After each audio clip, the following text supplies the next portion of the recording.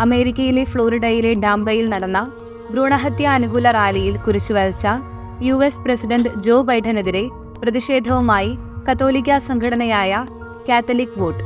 Florida സംസ്ഥാനത്തെ Republican party അംഗമായ governor Ronald DeSantis 6 ആഴ്ച കഴിഞ്ഞുള്ള ഭ്രൂണഹത്യകൾക്കെതിരെ നിയന്ത്രണങ്ങൾ ഏർപ്പെടുത്തുന്ന വിഷയത്തിൽ ഫ്ലോറിഡയിലെ ഡെമോക്രാറ്റിക് പാർട്ടിയുടെ അധ്യക്ഷ നിക്കി ഫ്രൈഡ് സംസാരിച്ചുകൊണ്ടിരിക്കുന്നതിനിടയിലാണ് പ്രസിഡന്റിന്റെ ഭാഗത്തുനിന്ന് വിവാദമായ നടപടി ഉണ്ടായത്.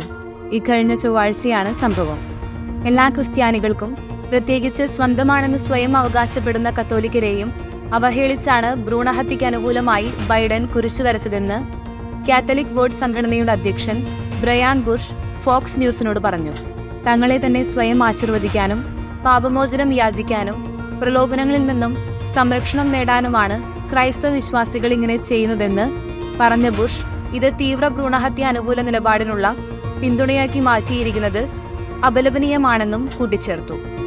കത്തോലിക്ക വിശ്വാസിയെന്ന് സ്വയം അവകാശപ്പെടുമ്പോഴും യാതൊരു ധാർമ്മികതയും ഇല്ലാതെ ഭ്രൂണഹത്യയ്ക്ക് വേണ്ടി ശക്തമായി നിലകൊള്ളുന്ന ജോ ബൈഡന്റെ നിലപാടുകളെ അമേരിക്കൻ മെത്രാൻ സമിതി ഉൾപ്പെടെ അപലപിച്ചിട്ടുണ്ട്.